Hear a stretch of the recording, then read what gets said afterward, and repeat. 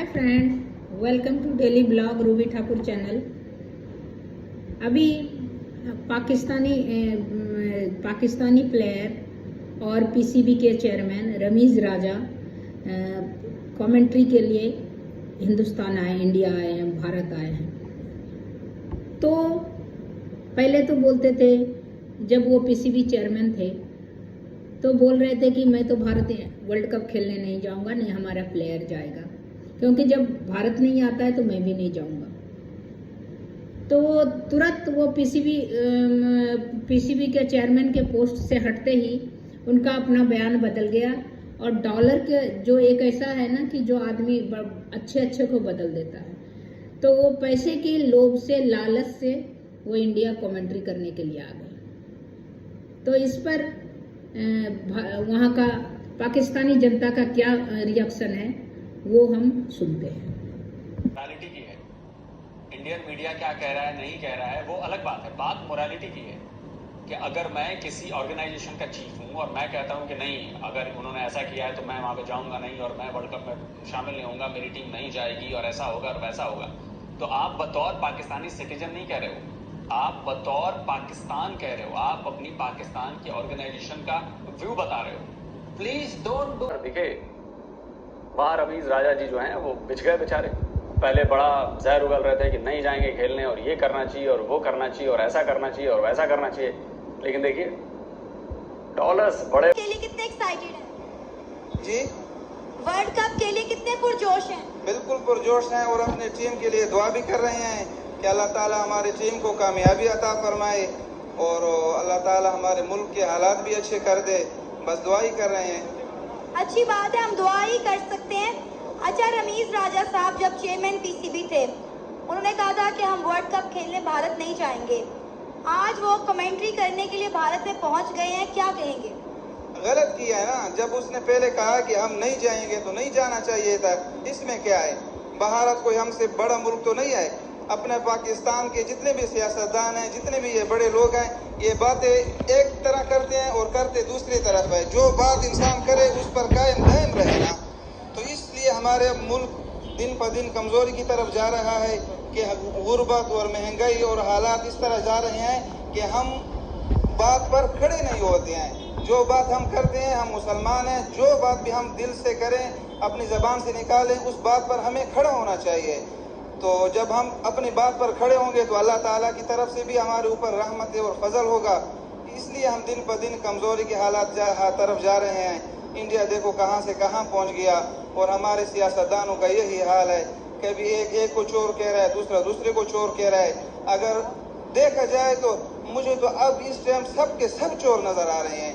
एक सियासतदान पर भी इस पर कोई हमें ना उम्मीद है। इन सियासतदानों से इमरान खान आया, क्या से क्या करता रहा, कितनी महंगाई कर गया। उसके बाद पीडीएम वाले आए, क्या से क्या बातें करते थे, ये कर देंगे वो कर देंगे। उन्होंने गरीब का चूल्हा बिल्कुल बुझा दिया है। गरीब आज पिस रहा है चकी हुकूमत का कि ये लोग अपनी बात पर कायम ही नहीं रहते। अब इंडियन मीडिया हमें धो धो के जूते मार रहा है कि पहले रमीज राजा ने कहा था कि हम जी वर्ल्ड कप खेलने भारत नहीं जाएंगे, आज वो कमेंट्री करने भारत पहुंच गया है। इंडियन मीडिया कह रहा है ये लालची लोग हैं, ये तो पैसे के लिए अपनी माँ बेच देते हैं। रमीज राजा को तो पीसीबी का चेयरमैन होना नहीं चाहिए था। रमीज राजा की तो कोई कारकर्दगी नहीं। हम पुराने मैच देखते हैं, कभी रमीज राजा की हमने कोई अच्छी बैटिंग ही नहीं देखी। पाकिस्तान में अच्छे टैलेंट वाले खिलाड़ी हैं और अच्छे इंसान हैं, उनको लाना चाहिए था। बार बार रमीज राजा क्या है? रमीज राजा की अपनी कोई कारकर्दगी तो बताएं।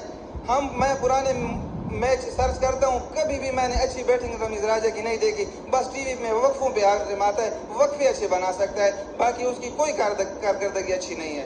अब ये देखे ना कि जब चेयरमैन पीसीबी थे रमीज राजा, इन्होंने इतनी बातें की। ये लोग बातें करते वक्त सोचते नहीं है, बाद में जलील ये लोग कसर पूरी कर देते हैं।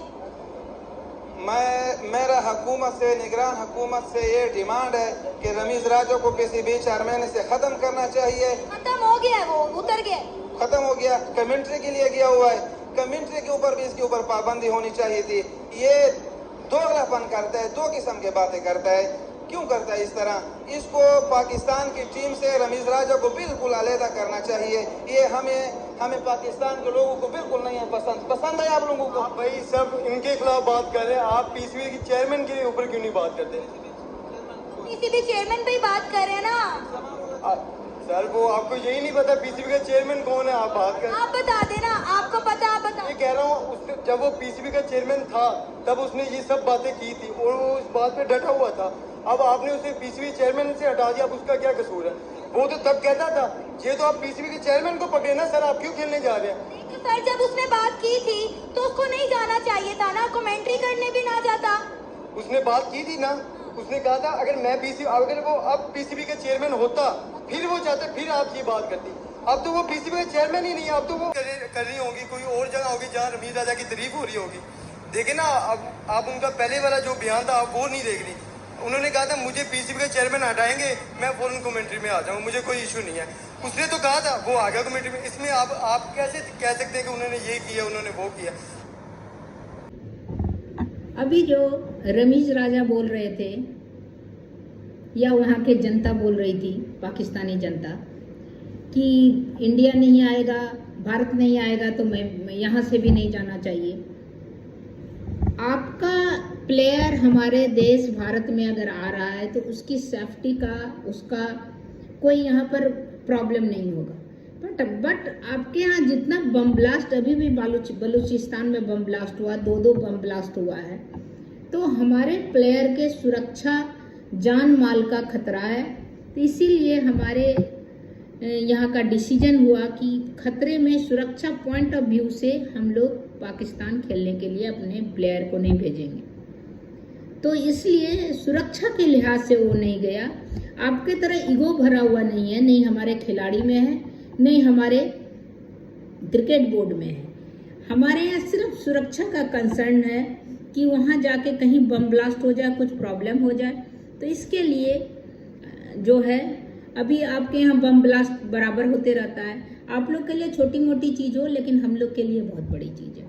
इसीलिए सुरक्षा का ख्याल में हम लोग नहीं जा रहे हैं। बाकी हम लोग को कोई प्रॉब्लम नहीं है। और आप लोग में ईगो भरा है कि नहीं जाएंगे, लेकिन जो बोलते हैं आप उसी को बदल के फिर दोबारा आपका चेंज हो जाता है। तो आपके करनी और कथनी में बहुत अंतर दिखता है। कि उन्होंने कहा था कि वर्ल्ड कप खेलने भारत नहीं जाना चाहिए, ठीक है। और ये उन्होंने क्यों कहा था? क्योंकि इंडिया एशिया कप खेलने पाकिस्तान नहीं आ रहा था। इंडिया अपनी बात पे डटा रहा। इंडिया आया एशिया कप खेलने, पाकिस्तान नहीं आया ना। हमने 9 मैचेस श्रीलंका में करवाए, क्यों? क्योंकि इंडिया को हमने एशिया कप में खिलाना था।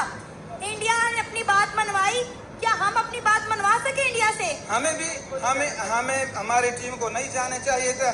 कोई जरूरत नहीं थी कि अगर इस बार हमारी टीम वर्ल्ड कप में ना होती तो कोई मसला नहीं था। हमें अपनी टीम से मोहब्बत है, हमारे अपने मुल्क में रहते और इंडिया के साथ डट कर वो खड़े होते कि आप हमारे मुल्क में नहीं आए हो, हम आपके मुल्क में नहीं जाएंगे। बात रही इस ये मैम कर रही है प्रोग्राम, भाई कर रहे हैं, इन्हें पीसीबी चेयरमैन ज़का अशरफ के खिलाफ अगेंस्ट बात करनी चाहिए।